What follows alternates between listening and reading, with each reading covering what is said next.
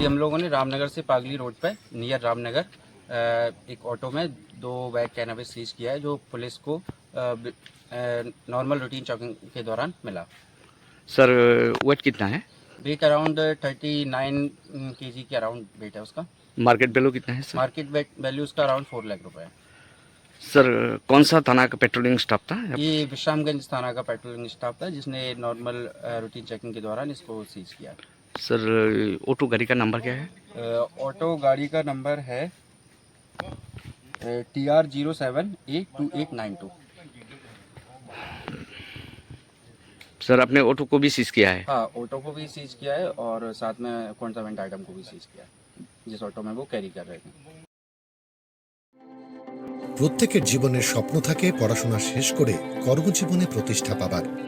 এই দিক দিয়ে আমি সফল শুধুমাত্র একটি কারণে, সেটা হলো আমার কলেজ টিপস, যেখান থেকে গ্র্যাজুয়েশন কমপ্লিট করে উচ্চতর শিক্ষা নিয়ে আজ আমি সফলভাবে প্রতিষ্ঠিত।